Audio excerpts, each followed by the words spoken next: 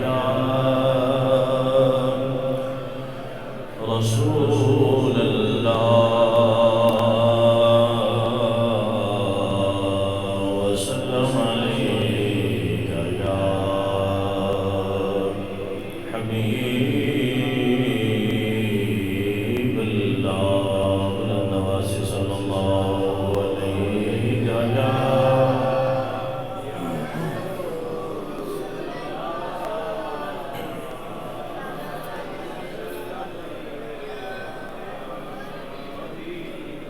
ہماری سانسیں رواں ہے جب تک نبی کی مدح و ثنا کریں گے ہماری سانسیں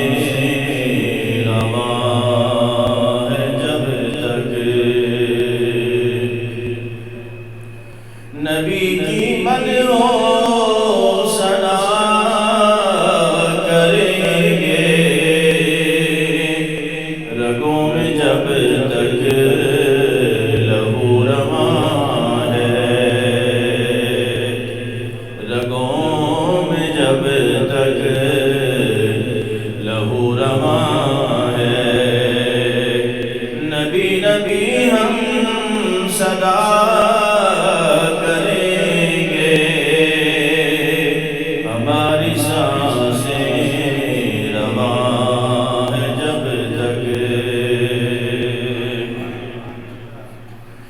زمانے بھر کی ہر ایک نعمت انہی کے صدقے خدا نے دی ہے زمانے بھر کی ہر ایک نعمت صدقے خدا نے دی ہے گر ان کی عزت پہ حرف آیا گر ان کی عزت پہ حرف آیا ہم اپنی عزت کو کیا کریں گے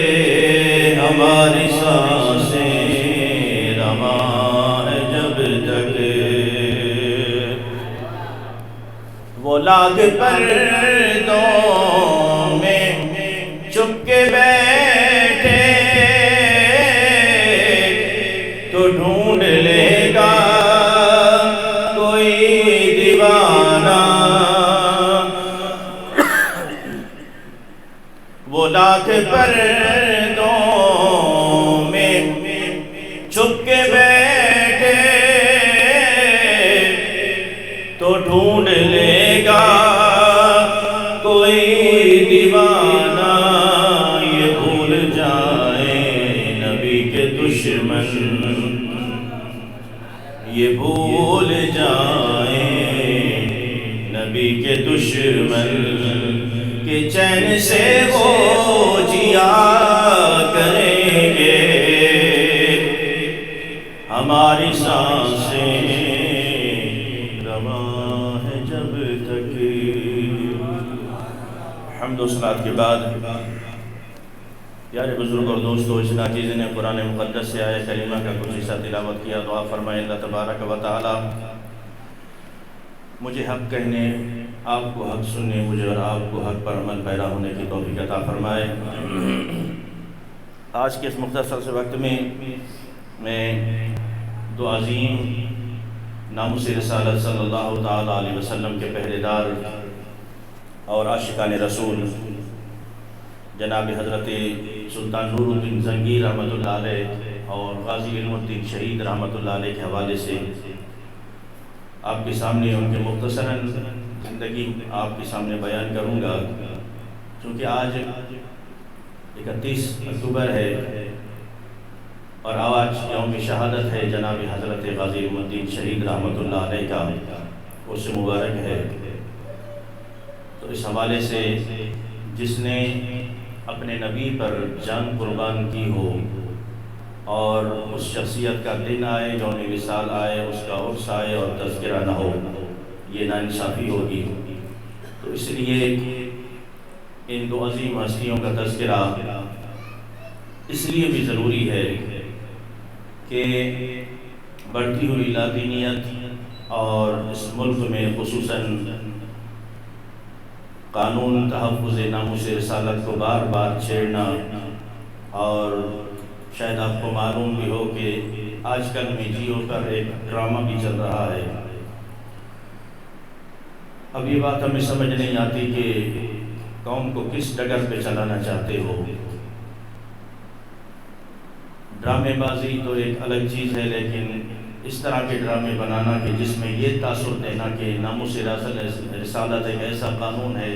جس کا غلط استعمال کیا جا رہا ہے۔ ہم اس نبی صلی اللہ تعالیٰ علیہ وسلم کی امت سے ہیں جس نبی صلی اللہ تعالیٰ علیہ وسلم نے فتح مکہ کے دن جب اپنے صحابہ کی جھرمٹ میں تشریف لا رہے تھے فاتحانہ انداز سے، تو راستے میں کتیا نے اپنے بچے دیے ہوئے تھے، سوئی ہوئی تھی وہ،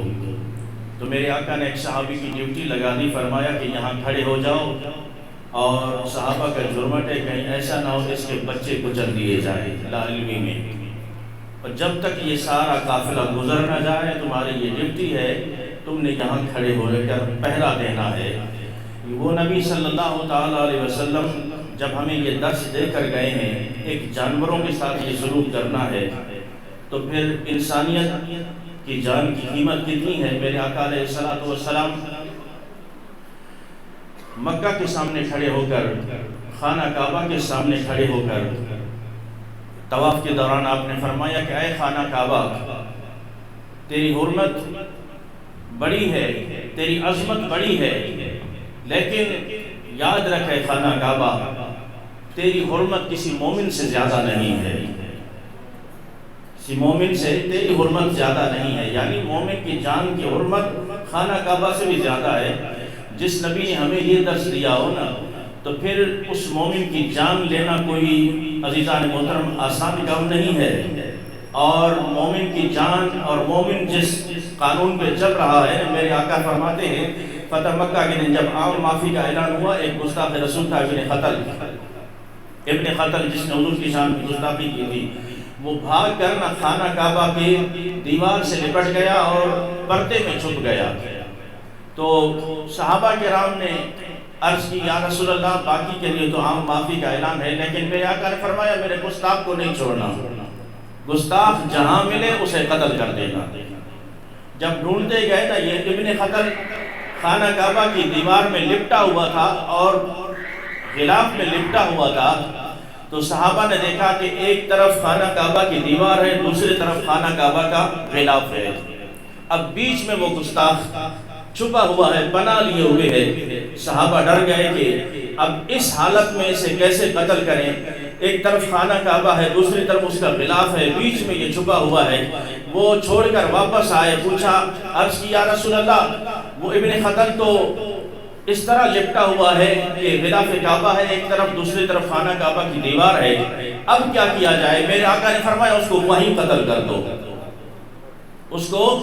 وہیں قتل کر دو۔ ایک بات ذہن نشین کر لیجئے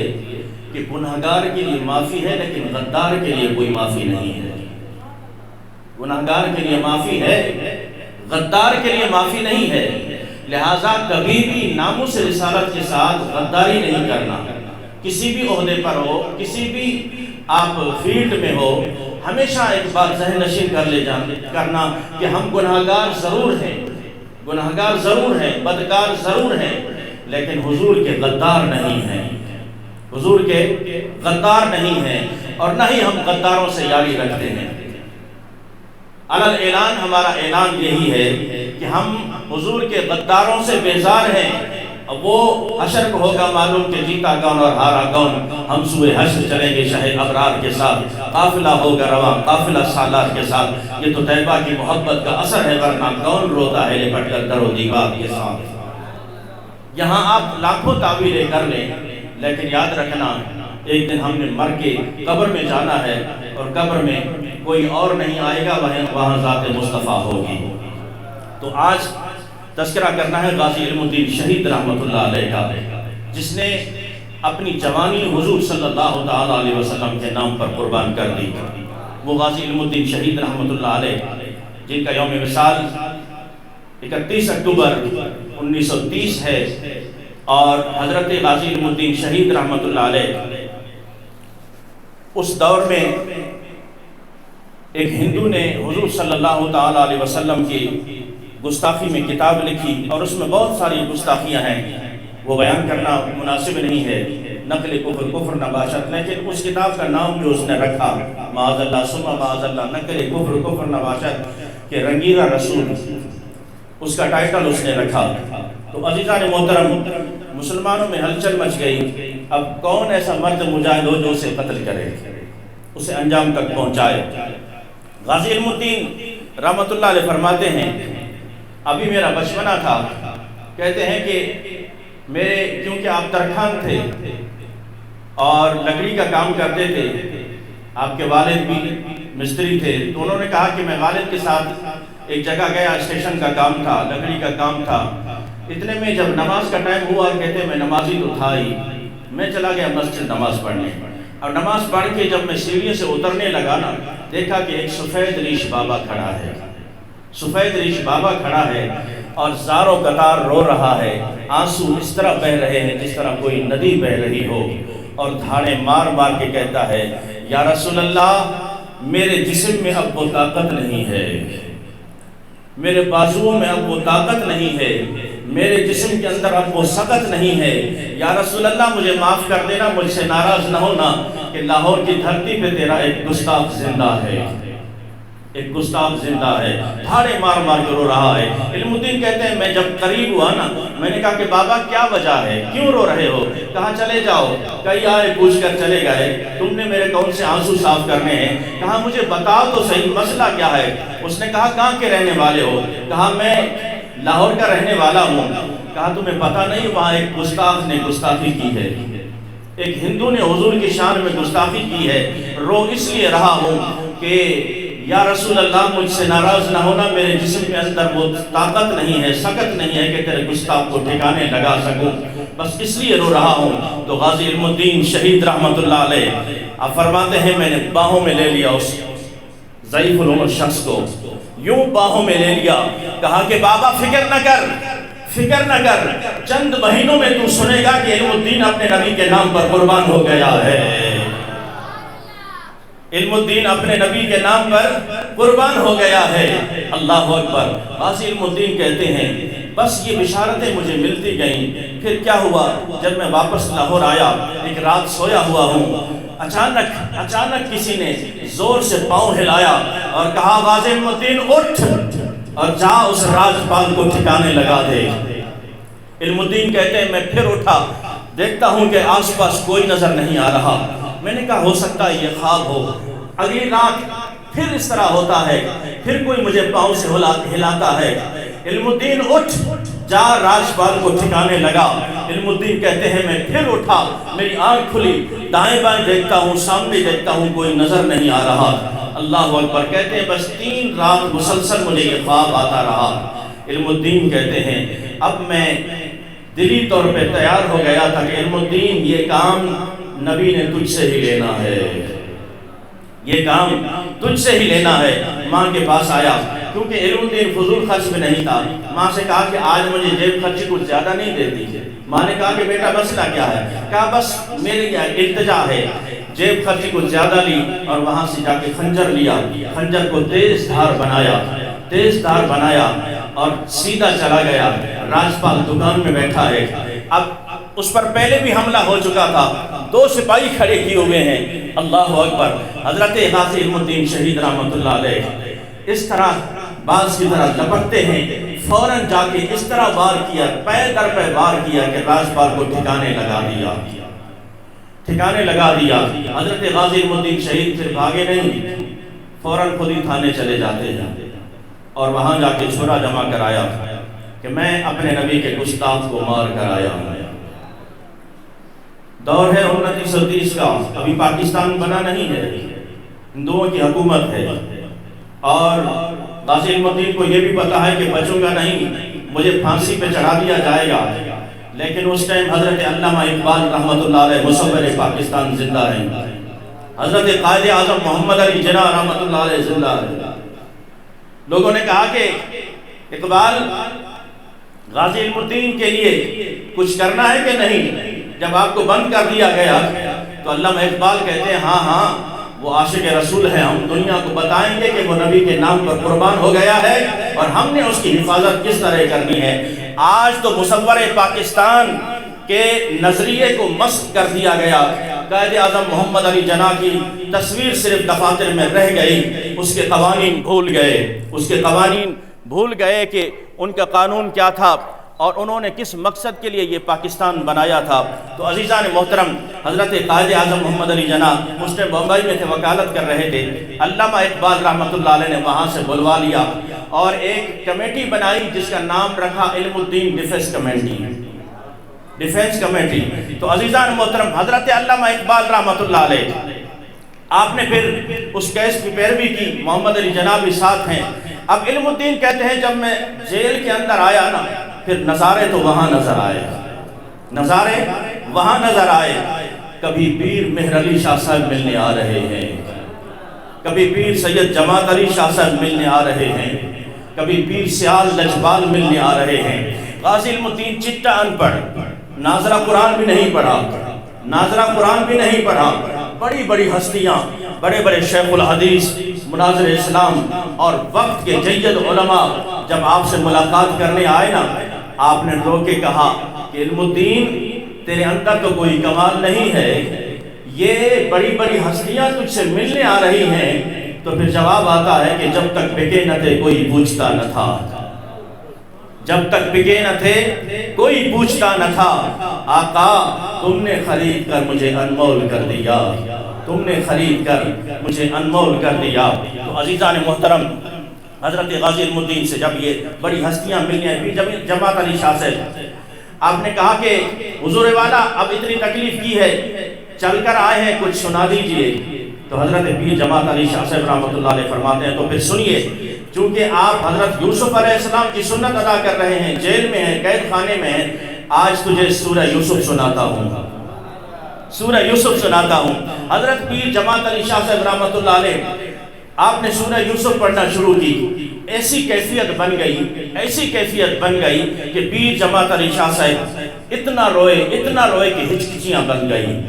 آہیں سسکیاں جب بلند ہوئی نا پیر جماعت علی شاہ صاحب کی، اب اس آہوں اور سسکیوں میں زبر زیر کا فرق آ جاتا ہے۔ زبر زیر کا جب فرق آیا نا، غازی علم الدین رحمۃ اللہ علیہ بول اٹھے کہ حضور والا یہاں زیر غلط پڑھ رہے ہیں آپ، یہاں زبر آتی ہے۔ اللہ اکبر۔ پیر جماعت علی شاہ صاحب فرماتے ہیں اے علم الدین تو ان پڑھ ہے نا، تو نے تو ناظرہ قرآن بھی نہیں پڑھا، میں زبانی تجھے سورہ یوسف سنا رہا ہوں، تجھے کیسے پتا چلا کہ یہاں زیر غلط ہوئی ہے؟ اللہ اکبر۔ غازی علم الدین شہید رحمۃ اللہ علیہ فرماتے ہیں کہ بابا جان آپ نے تو مدرسے کے کھٹے پر قرآن پڑھا ہوگا نا، کسی شیخ الحدیث سے پڑھا ہوگا، کسی عالم دین سے پڑھا ہوگا، جب میں اپنے نبی کے نام پر قربان ہو کے جب سے جیل آیا ہوں، مجھے خود سرکار قرآن پڑھانے نصیب لاتے ہیں۔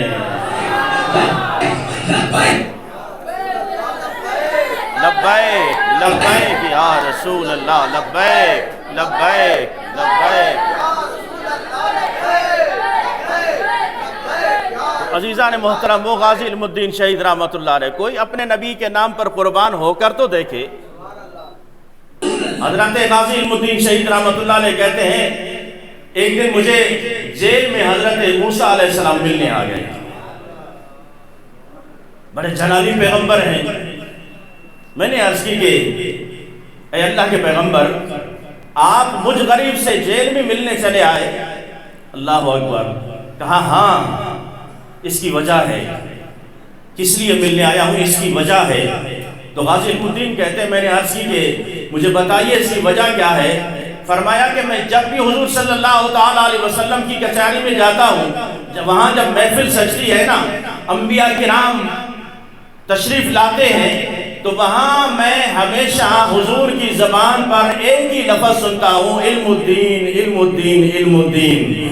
آج خواہش پیدا ہوئی کہ جاؤں اس علم الدین کا دیدار تو کر کے آؤں جس کا روز میرے آقا تذکرہ کرتے ہیں۔ جب تک بکے نہ تھے کوئی پوچھتا نہ تھا، تم نے مجھے خرید کر انمول کر دیا۔ عزیزان محترم، ناموس رسالت پر مر مٹنے والے تا قیامت زندہ رہیں گے، ان کا نام تا قیامت زندہ رہے گا۔ حضرت غازی علم الدین شہید رحمت اللہ علیہ کہ جب وہ آخری رات آئی اور آپ سے جب رشتہ دار ماں اور بہنیں ملنے آئی، تو غازی علم الدین شہید رحمت اللہ علیہ کی والدہ کہتی ہیں کہ بیٹا کوئی وصیت ہو تو بتاؤ۔ کہا ماں جی ہاں وصیت میری ہے، وصیتیں دو ہیں۔ ایک وصیت یہ ہے کہ جب سن لو نا کہ غازی علم الدین شہید دفن ہو چکا ہے، دفن ہو چکا ہے، اور دفن ہونے کے بعد ماں جی آپ سے عرض ہے 2 نفل شکرانے کے ضرور پڑھنا، 2 نفل شکرانے کے ضرور پڑھنا۔ اور دوسری میری وصیت یہ ہے، غازی علم الدین شہید نے ابھی شادی نہیں کی تھی، دوسری میری وصیت یہ ہے کہ ماں جی جب سنو کہ آپ کا بیٹا قربان ہو چکا ہے، اور پھر میری وصیت میری خواہش یہ ہے کہ میرے مرنے کے بعد جس طرح ماں اپنے بیٹے کی شادی پہ ایک نیا سوٹ پہنتی ہے، نیا جوڑا پہنتی ہے، ماں میری وصیت یہ ہے جب میں قربان ہو جاؤں، نبی کے نام پر قربان ہو جاؤں، تو تم نے اس دن نیا سوٹ پہننا ہے، نیا لباس پہننا ہے۔ یارو دیکھو عشق اور محبت دیکھیے، عشق اور محبت دیکھیے۔ جو حضور صلی اللہ تعالیٰ علیہ وسلم کے نام پہ قربان ہو جاتا ہے، موت کی فکر نہیں ہے، سامنے پھندا ہے اور پتہ ہے کہ آج آخری رات ہے اور حضور صلی اللہ تعالیٰ علیہ وسلم کی بارگاہ میں پہنچ جانا ہے۔ غازی علم الدین شہید روئے نہیں ہیں، چلائے نہیں ہیں، یہ نہیں کہا کہ آج آخری رات ہے مجھ سے رو کے لپٹ کے مل لو، نانا، بلکہ ہنس کے فرمایا ماں جی جب سن لو نا کہ آپ کا بیٹا دفن ہو چکا ہے، 2 رکعت نفل شکرانے کے ضرور پڑھنا، اور اس لیے شکر ادا کرنا کہ تیرے بیٹے کو پیارے نبی صلی اللہ تعالیٰ علیہ وسلم نے اپنے دین کی نوکری کے لیے اس کی نوکری قبول کر لی ہے، دین کی خدمت قبول کر لی ہے۔ عزیزان محترم، جب جلاد آیا نا کہا کہ غازی اٹھ، اب تیرا ٹائم پورا ہو چکا ہے۔ غازی علم الدین شہید رحمت اللہ علیہ کال کوٹھڑی سے نکلتے ہیں اور اس طرح چل رہے ہیں۔ اب جلاد کہتا ہے کہ ہم نے بڑے بڑے جو بدماش تھے ان کو پھندے پر لٹکایا، لیکن حالت یہ ہوتی تھی گھسیٹ کر لے جانا پڑتا تھا۔ غازی علم الدین شہید خود چل کر جا رہے ہیں، دائیں بائیں کوٹھڑیاں ہیں، وہاں پہ قیدی موجود ہیں، لوگ ہاتھ نکال نکال کر مسافے کے لیے کہتے ہیں کہ غازی صاحب آخری ملاقات کر لیجئے، ہاتھ ملا لیجئے، اور ہماری عرض یہ ہے جب حضور کی بارگاہ میں پہنچ جاؤ تو ہمارا سلام بھی ضرور عرض کر دینا کہ محمد سے وفا تو نے تو ہم تیرے ہیں، یہ جہاں چیز ہے کیا لوح و قلم تیرے ہیں۔ دنیا کا کوئی شیطان یا شیطان کا چیلا ناموس رسالت قانون نہ مٹا سکتا ہے نہ بدل سکتا ہے۔ جب تک حضور صلی اللہ تعالیٰ علیہ وسلم کے دین کے محافظ زندہ ہیں، جب تک حضور صلی اللہ تعالیٰ علیہ وسلم کے نوکر زندہ ہیں، انشاءاللہ تا قیامت یہ قانون رہے گا، تا قیامت یہ رہے گا۔ ہم جیو والوں کو بھی برملا یہ کہنا چاہتے ہیں کہ خدا را تم اپنی ڈرامے بازی کرتے رہو، تم اپنے ڈرامے بازی کرتے رہو، لیکن یاد رکھنا جس قانون کو تم چھیڑنا چاہتے ہو تمہاری آنے والی نسلیں یہ سبق سیکھ لے، ناموس رسالت کا قانون تا قیامت زندہ رہے گا، اور غازی علم الدین شہید رحمت اللہ علیہ کے ماننے والے تا قیامت زندہ رہیں گے۔ غازی ممتاز کا نام بھی زندہ ہے، غازی علم الدین کا نام بھی زندہ ہے۔ غازی ممتاز قربان ہو چکا ہے، علم الدین بھی قربان ہو چکا ہے، لیکن وہ چھرا ابھی بھی باہر پڑا ہے۔ کسی نے حضور صلی اللہ تعالیٰ علیہ وسلم کی طرف میری آنکھ کر کے بھی دیکھا تو انشاءاللہ غازی ہزاروں پیدا ہو جائیں گے۔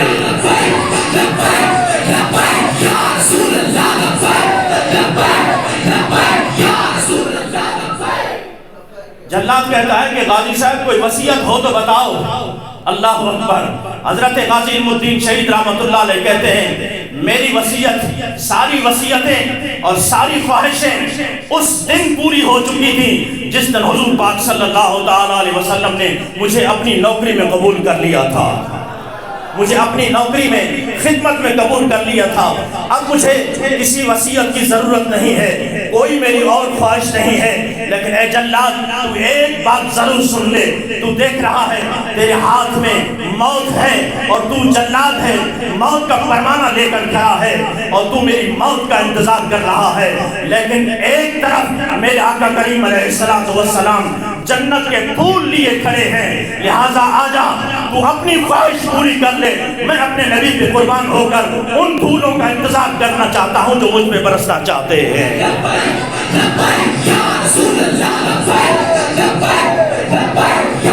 حاجی الدین شہید رحمت اللہ علیہ، عزیزان محترم قبر میں اتارنے والے کون ہیں؟ علامہ اقبال رحمت اللہ علیہ۔ جنازے میں بڑے بڑے جلیل علماء کرام پیر جماعت علی شاہ صاحب، سید دیدار علی شاہ صاحب، اس وقت کے بڑے شیخ الحدود حدیث اور پیر میر علی شاہ صاحب جیسے بڑی بڑی ہستیاں وہاں موجود ہیں۔ عزیزان محترم جب شاہ صاحب آگے ہوئے نا جنازے کے لیے، جب پیچھے مڑ کے کہا کہ صفے سیدھی کرو، آپ غش کھا کے گر جاتے ہیں، جب ہوش آیا کہا کہ یا رسول اللہ صلی اللہ تعالیٰ علیہ وسلم ساری زندگی میں حدیثیں پڑھاتا رہا، کبھی خواب میں بھی دیدار نہیں کرایا، آج خود بنفس نفسی تشریف لے آئے ہیں، غازی علم الدین کے جنازے میں خود تشریف لے آئے ہیں کہ محمد سے وفا تو نے تو ہم تیرے ہیں، یہ جہاں چیز ہے کیا لوح و قلم تیرے ہیں۔ سلطان نور الدین زنگی رحمت اللہ علیہ، ارے وہاں لوگ اور بھی موجود تھے، میرے آقا نے خواب میں آ کر کہا کہ اے نور الدین زنگی، دو کتے مجھے نقصان پہنچانا چاہتے ہیں، یہ چہرے دیکھ لے اور آجا، فوراً ان کا کام تو نے تمام کرنا ہے۔ سلطان نور الدین زنگی فوراً مدینہ شریف پہنچتے ہیں، ساروں کو بلایا، کہا کہ میں نے تحفے دینے ہیں، آ جائیں، سارے آ گئے۔ آپ نے کہا کوئی رہ تو نہیں گیا؟ ایک نے کہا کہ ہاں حضور والا، دو نمازی ہیں، دو حاجی ہیں، مجاہد ہیں، متقی ہیں، پرہیزگار ہیں اور نمازوں کے پابند ہیں، تہجد کے پابند ہیں اور سارا دن وہ خیرات کرتے رہتے ہیں، رات کو نوافل پڑھتے ہیں۔ فرمایا انہیں بھی لے کر آؤ، انہیں بھی لے کر آؤ۔ جب ان کو لایا گیا نا، سلطان نور الدین زنگی رحمت اللہ علیہ اٹھ کر کھڑے ہو جاتے ہیں، فرمائے یہ تو وہی ہیں جن کو میرے آقا نے خواب میں بتایا تھا کہ یہی وہ گستاخ ہیں جو میری قبر کو نقصان پہنچانا چاہتے ہیں، میرے جسم اقدس کو نقصان پہنچانا چاہتے ہیں۔ اے نور الدین زنگی، ان کا کام تو نے تمام کرنا ہے۔ حضرت سلطان نور الدین زنگی رحمت اللہ علیہ جذبات میں کھڑے ہو کر آپ نے تلوار نکالی اور دونوں کا سر قلم کر دیا، فرمایا کہ اس دھرتی پر نبی کے گستاخ کو زندہ رہنے کا کوئی حق موجود نہیں ہے۔ اب علماء کہتے ہیں کہ سلطان نور الدین زنگی رحمت اللہ علیہ کو سرکار ان کے خواب میں کیوں تشریف لائے؟ بڑے بڑے اولیاء بھی موجود تھے، بڑی بڑی ہستیاں موجود تھیں۔ ارے یارو، یہ بات سننے والی ہے، بادشاہ آج کے بھی ہیں، وزراء آج کے بھی ہیں، حکومت کرنے والے حاکم آج بھی ہیں۔ حضرت سلطان نور الدین زنگی کو اس لیے حکم ملا کہ سلطان نور الدین زنگی نے اپنے دور حکومت میں بڑے بڑے مدرسے قائم کیے اور جتنے ائمہ کرام تھے، جتنے شیخ الحدیث تھے، لاکھوں روپے آپ نے ماہانہ وظیفہ ان کا مقرر کیا، لاکھوں روپے ماہانہ وظیفہ مقرر کیا اور کئی مدرسے بنائے۔ اور آج حفاظ کرام ہزاروں میں جیلوں میں بند ہیں، جنگل علماء کرام ہزاروں کی تعداد میں جیلوں میں بند ہیں، ان کے گھروں میں چھاپے پڑ رہے ہیں، چادر اور چاندی والی کا تقدس پامال ہو رہا ہے۔ اے نادانو، تم کیا سمجھتے ہو کہ ہم حضور کے دین کا حق ادا کر رہے ہیں؟ تمہیں کیا پتا کہ حضور کے دین کا حق ادا کرنے؟ مریم نواز آ کے کہتی ہے پریس کانفرنس میں کہ میں جب چھوٹی ہوا کرتی تھی بچپن میں نے حضور صلی اللہ تعالیٰ علیہ وسلم کی نعتیں پڑھی ہیں، میں نے نعتیں پڑھی ہیں، جب جلوس گزرتا تھا میں ان پہ پھول نچھاور کیا کرتی تھی۔ اس بچپن میں تم نے پھول نچھاور کیے ہیں اور بڑے ہو کر تم نے ان پر گولیاں برسوائی ہیں، بڑے ہو کر تم نے ان پر گولیاں برسائی ہیں، انہیں خون سے لہولہان کر دیا ہے، ان کے خون کا ایک ایک قطرہ تم پر بھی لعنت بھیجتا رہے گا، تمہاری ذریت پر بھی لعنت بھیجتا رہے گا، تمہارے ماننے والوں پر بھی لعنت بھیجتا رہے گا، تمہارے جاننے والوں پر بھی لعنت بھیجتا رہے گا۔ اور تا قیامت اگر کسی کے اندر بھی غیرت ایمانی زندہ ہے، جب بھی تمہارا نام آئے گا، خدا کی قسم ہمارا خون کھول اٹھتا ہے کہ تم نے ان پر گولیاں برسائی ہیں جنہوں نے کہا کہ لبیک لبیک لبیک یا رسول اللہ، تم نے انہیں مارا ہے جنہوں نے کہا کہ یا رسول اللہ کروں تیرے نام پہ جان فدا، نہ بس ایک جان دو جہاں فدا، دو جہاں سے بھی نہیں جی بھرا، کروں کیا کروڑوں جہاں نہیں ہے۔ تم نے ان پر گولیاں برسائی ہے جنہوں نے کہا کہ یا الصلاۃ والسلام علیکہ یا سیدی یا رسول اللہ، الصلاۃ والسلام علیکہ یا سیدی یا رسول اللہ۔ بے شرم، کبھی اتنا بھی شرم کر لیا ہوتا کہ سامنے درود و سلام کی صدائیں آ رہی ہیں، سامنے آوازیں آ رہی ہیں، اللہ اکبر اللہ اکبر اللہ اکبر، آواز آتی ہے اشہد ان لا الہ الا اللہ، اشہد ان لا الہ الا اللہ، اشہد ان محمد رسول اللہ۔ یہاں سے گولیاں برستی ہیں، وہاں تک تک گولیاں برسائی جاتی ہیں۔ تم کہتی ہو کہ میں پھول برسایا کرتی تھی جلوس والوں پر، یہ وہی جلوس والے ہیں، یہ وہی میلاد منانے والے ہیں،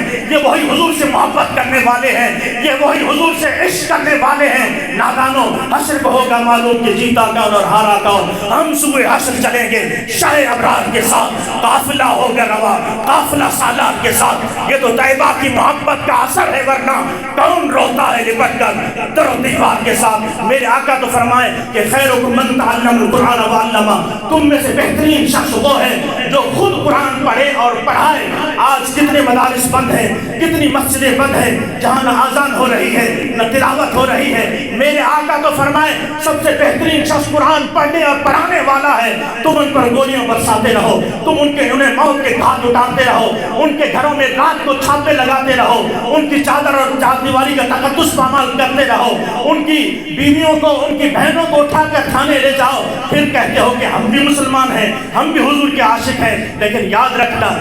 رکھنا یہ زندگی بہت مختصر ہے، زندگی بہت مختصر ہے۔ جب زندگی تمام ہوگی نا، آنکھیں بند ہوں گی، میرے آقا کریم علیہ الصلوۃ والسلام قبر میں تشریف لائیں گے، سوال ہوگا من ربوں کا بتا تیرا رب کون ہے، ماں دینوں کا بتا تیرا دین کیا ہے، اور میرے آقا کی طرف اشارہ کیا جائے گا بتا ان کے بارے میں کیا کہتے تھے، ان کے ماننے والوں کو مارا تھا نا تم نے، ان کے ماننے والوں پر گولیاں برسائی تھی۔ لہٰذا میں آج پوری امت مسلمہ سے کہنا چاہتا ہوں کہ آؤ اپنے دلوں سے خوف نکالیے، اپنے دلوں سے ڈر نکالیے۔ عزیزان محترم، ہم کوئی چور نہیں ہیں، ہم کوئی دہشت گرد نہیں ہیں، ہم اس وطن سے محبت کرنے والے ہیں، ہم اپنے نبی سے محبت کرنے والے ہیں، ہم حضور سے عشق کرنے والے ہیں۔ تو پھر کیا وجہ ہے کہ آج پوری پولیس رینجرز اس کے خلاف ہے، وہ تمہیں دہشت گرد کرانا چاہتی ہے۔ لیکن یاد رکھو عزیزان محترم، ہم نے جب بھی دہشت گردی ہوئی ہم نے ڈٹ کے مقابلہ کیا ہے، اور ہم نے اس وقت بھی کہا تھا کہ طالبان دہشت گرد ہیں جو اسلام کا چہرہ مسخ کرنا چاہتے ہیں، جو ہمارے وطن کا چہرہ مسخ کرنا چاہتے ہیں۔ ہاں